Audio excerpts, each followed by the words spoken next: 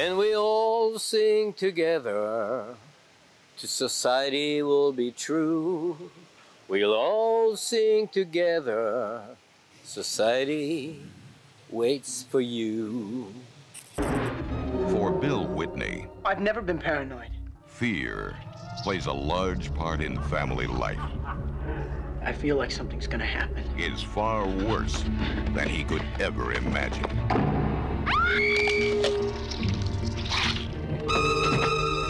You're officially dead. Don't go home, Billy. No, no, no, no, no! Showtime, Billy! Who are you? Let me give you a hand, Bill.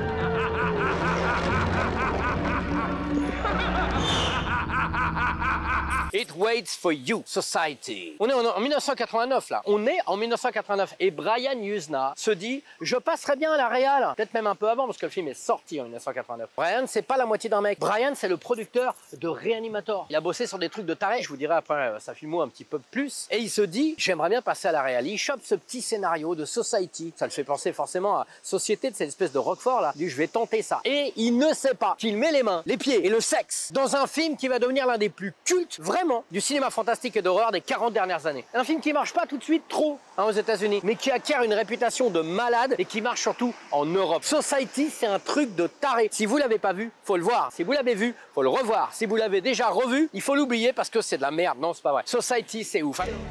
You see, Bill? It's like this. There's no business like show business. Je vais pas vous parler tout de suite du pitch du film. Messieurs, je vais vous en parler un petit peu. C'est un mec, Billy Warlock, c'est l'acteur, qui joue un homme friqué, un jeune homme friqué. Il a une famille friquée, une sœur friquée. Et puis, il sent quelque chose de bizarre. Régulièrement, il va chez son psy. Il dit, je sais pas, je me sens pas bien. Il y a quelque chose qui va pas bien, etc. Et le psy arrête pas de lui dire, you'll make a wonderful contribution to society. Tu vas être une contribution formidable à la société. Mais quelle société? De quelle société parle-t-il? Pourquoi on parle tout le temps de society? Qu'est-ce que c'est que cette society? On est dans un espèce d'entre-soi bourgeois. Certes, il est lui-même bourgeois, il a une belle voiture et tout, mais y a-t-il pas un entre-soi dans l'entre-soi? Y a-t-il pas un en soi? Parce que c'est un putain de film complètement taré qui se fout de la gueule de la classe dirigeante, des bourgeois, des nobles, avec des gens comme ça. Ça va? Là, vous avez vu, elle a la couleur de ma barbe. C'est bizarre? Non. Non, c'est pas bizarre? D'accord. Donc c'est normal. C'est comme Society, c'est normal. Could you zip me up, Billy?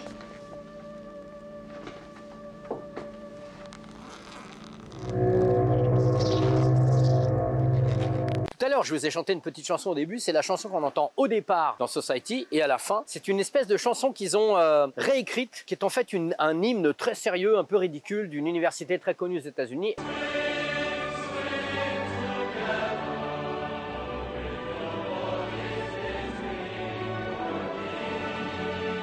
Et là, ils l'ont retouché pour en faire une chanson qui dit en gros on sera toujours tous ensemble, vous allez contribuer à la société. Parce qu'on va aller directement à l'essentiel. Ce qui est incroyable dans Society, c'est cette séquence hallucinante. Donc je vais pas trop vous spoiler, mais quand même, une espèce de partouze complètement surréaliste qui a lieu à la fin du film. C'est très long, c'est complètement fou. C'est notamment inspiré d'un tableau de Dali qui s'appelle Construction molle aux haricots bouillie, prémonition de la guerre civile. C'est un tableau un peu taré et on voit comme ça des corps qui s'entrevêchent, qui se mélangent, qui se rentrent les uns les autres. Puisque tout à l'heure, je vous ai parlé d'un entre-soi et d'un en-soi. C'est vraiment la bourgeoisie qui se mélange les uns les autres, mais uniquement les uns les autres et qui suce la plèbe, qui dévore la plèbe. C'est un film complètement fou. C'est ça l'histoire du film. C'est complètement dingue et c'est la belle rencontre entre Brian Yuzna et Screaming Mad George. Brian Yuzna, réalisateur, et Screaming Mad George, maquilleur japonais de son état, qui a bossé sur plein de trucs, des Freddy, il a bossé un petit peu sur Predator, il a fait aussi des 12 nuits sanglantes nuits, etc. Et là, c'est une très belle rencontre, ils ont fait plein de films ensemble. Et les deux ont cette espèce d'obsession du surréalisme qui donne à Society des séquences magnifiques, dingues, qui d'ailleurs mettaient très mal à l'aise l'acteur principal qui ne comprenait pas très bien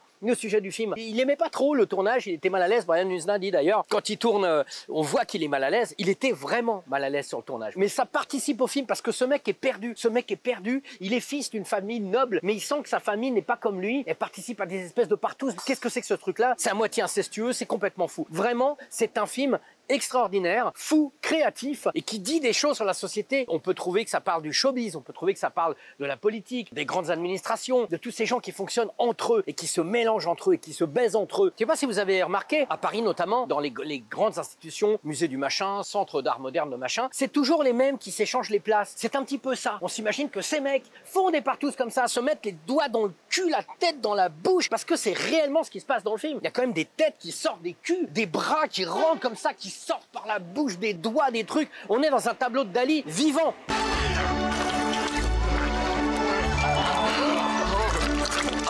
C'est complètement fou. Mais ça n'est pas que ça. Il y a une ambiance absolument géniale, tendue. Le mystère est entretenu jusqu'à la fin, même si on comprend que tous ces gens sont un petit peu mutants, sont un petit peu étranges. À un moment, il y a cette séquence formidable où Billy Warlock rentre dans la salle de bain de sa sœur. Et l'effet spécial, je crois, n'était pas extraordinairement bien fait. Donc, ils ont eu l'idée de montrer la sœur qui était en train de prendre une douche derrière une vitre opaque. Donc, il voit sa sœur. Et il comprend que sa sœur, son corps est complètement retourné, son cul est devant. Donc on voit à la fois le devant de sa sœur et le derrière de sa sœur, au sens propre, du même côté. C'est vraiment complètement fou. On est dans le surréalisme. On est dans le surréalisme. C'est à ce moment-là de cette séquence, regardez là.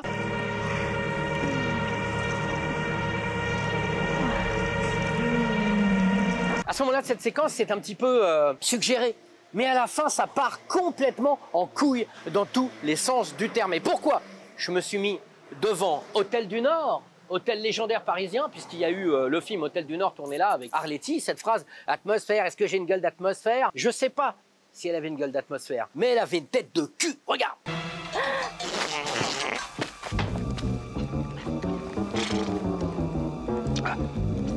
Well, son, I guess you're right.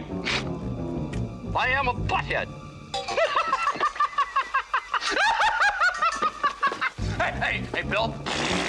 Ce film, c'est une sorte de Freaks. Freaks, le film de Todd Browning. Freaks inversé, puisque dans Freaks, les personnages principaux sont des gens qui ont une allure assez différente de nous, on va dire, mais qui sont assez, on les aime, quoi. Et à un moment, ils acceptent l'héroïne et ils disent « You're one of us, one of us, one of us ». T'es l'un des nôtres, tu vois, genre, t'as le droit de faire partie de notre confrérie, et elle les rejette.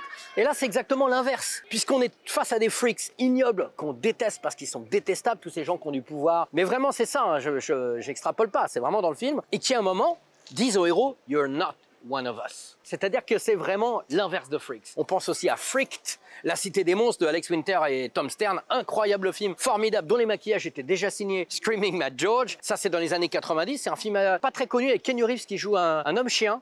Et Mr. T en femme à barbe. Extraordinaire film, moi j'adore ce film. On peut aussi penser à La Grande Bouffe de Marco Ferreri, une sorte de grande bouffe psychotronique, où tout le monde, au lieu de baiser un petit peu et de bouffer, tout le monde copule d'une manière complètement surréaliste. Alors ce qui est très marrant, c'est que l'acteur, je vous ai parlé tout à l'heure, Billy Warlock, donc il comprenait pas bien le film. Je me souviens d'une critique à l'époque, peut-être que c'était dans Mad Movies ou L'écran fantastique, je pense plutôt Mad Movies, qui disait Billy Warlock n'avait pas compris le film et lui il était hyper premier degré alors que le film est second degré. Mais c'est pas mal en fait ce décalage. Quand c'est l'inverse par exemple, comme Johnny Depp dans Sleepy Hollow, moi je trouve que ça marche pas. J'aime bien quand l'acteur est un peu sérieux et que les choses autour de lui sont folles. Là tout d'un coup il y a une espèce de décalage complètement taré, c'est comme si le monde autour de lui était complètement surréaliste et lui il disait mais qu'est-ce que je fais là, je ne comprends pas ce que je fais là, qu'est-ce que je fais dans ce film là, qu'est-ce que je fais dans ce film là. Je trouve que c'est bien ça marche ça. Tu vois ce que je veux dire, ça marche ça. Ça marche ça. Ça marche.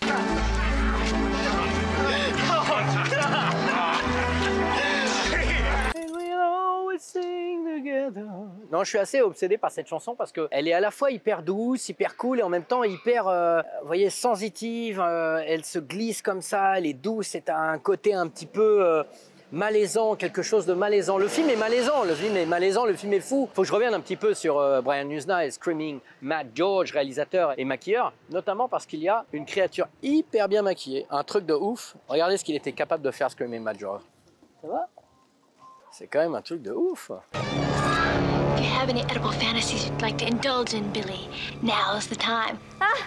Screaming Mad George, je sais pas trop ce qu'il a branlé depuis quelques années. On ne le voit plus au cinéma. De temps en temps, il fait des petits featuring dans des concerts de punk ou de trucs un peu noise au Japon. Il habite, je crois, dans la région d'Osaka puisqu'il donne des cours de maquillage à l'université ou à une école de maquillage d'Osaka. Donc tu peux aller prendre des cours de maquillage avec Screaming Mad George, qui avait pris son nom d'ailleurs, je crois, de Screaming Jay Hawkins, chanteur, Put a Spell on You, et de Mad Magazine. Mad Magazine, qui était un super Super, que toujours, mais un peu moins marrant maintenant, super magazine de bande dessinée satirique aux États-Unis. C'est bon, c'est bon, c'est bon, c'est bon, c'est bon, c'est bon. La violence, la violence. Et Brian Yuzna, incroyable, puisque avec Society, évidemment, il lance sa carrière. Il devient réalisateur de Reanimator 2, Reanimator 3, Le Retour des Morts Vivants 3, Rottweiler. Il fait des tas de trucs comme ça, des films un peu, ces dernières années, un petit peu plus discrets. Là, à un moment, était producteur en Espagne, il est parti en Indonésie. C'est un petit peu un vagabond comme ça. Et c'est marrant parce que dans les interviews, Brian Yuzna, qui est un mec très calme, très gentil, très doux, qui est quand même le co-créateur de l'histoire originale avec Stuart Gordon, réalisateur de Reanimator, de l'histoire originale de Chérie, j'ai rétréci les gosses. C'est quand même très loin de Society, mais on est déjà dans les transformations de corps. Hein. On sent que c'est son délire, comme Reanimator d'ailleurs.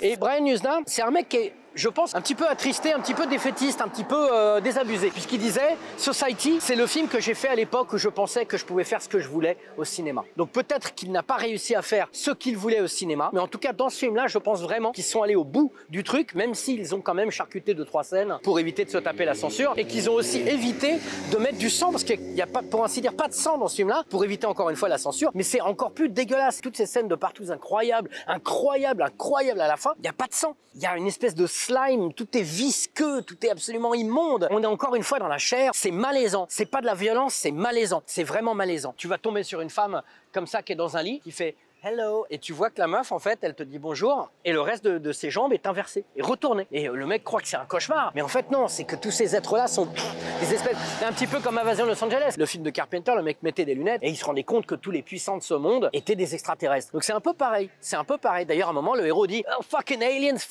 il dit we're not aliens, we've been here as long as you are. C'est-à-dire les nobles, hein, les deux machins. Les deux machins, ils sont là depuis aussi longtemps que toi. Et ça fait longtemps qu'ils nous font chier. D'ailleurs, si tu payes ton loyer, regarde bien, le propriétaire, il s'appelle Deux Machins. Toujours. L'huissier qui vient te voir, il s'appelle Deux Machins. Toujours. Quelle bande de censure. Il y a même des moments où on peut se permettre de penser à John Waters, tous les délirants un petit peu du cinéma, par exemple. Cette dame, cette grosse, costaud dame là qu'on voit là à l'image, qui est la mère supposée d'une très belle fille dans l'histoire, et qui peut faire penser à un personnage de Pink Flamingos ou une sorte de décalque de Divine Crybaby comme ça. Enfin, voilà, on est dans plein de trucs cool. On peut aussi noter qu'au générique, la production, alors avant qu'il soit un petit peu connu, Gary Schmoller. Gary Schmoller, qui est-il? Gary Schmoller était producteur de plein de bis. Il a été producteur notamment pour Albert Pyun, pour des trucs comme Mean Guns ou Adrenaline avec Christophe Lambert, mais aussi sur un film comme Crazy Six. Et alors Crazy Six, mon pote, ça c'est du casting. Rob Lowe, Ice-T, Mario Van Peebles, Burt Reynolds. Il n'y a que Albert Pyun qui peut faire un truc comme ça. On est dans le méga lourd. Citons enfin la critique de Variety. Il y avait une critique de Variety à l'époque qui, je crois, avait dit que ce film, c'était du gore sodomite. Sodomy gore. Sodomy gore, quand même incroyable comme terme. Sodomy gore, c'est pas une putain de catégorie, t'as pas envie de voir des films. Je voudrais voir un film Sodomy gore, je les ai presque tous vus. Ah, peut-être celui-là. Sodomy gore, deux mots formidables. And now, we'll get to the bottom. Je vais vous poser une petite question. Imaginez-moi quelqu'un de votre famille, un ami, un homme politique, un gentil, hein, parce que c'est pas facile, je sais pas, une star de cinéma, qui se mélangerait dans une partouze à la Society, avec son museau qui devient dégueulasse, etc. Dessinez-le-moi.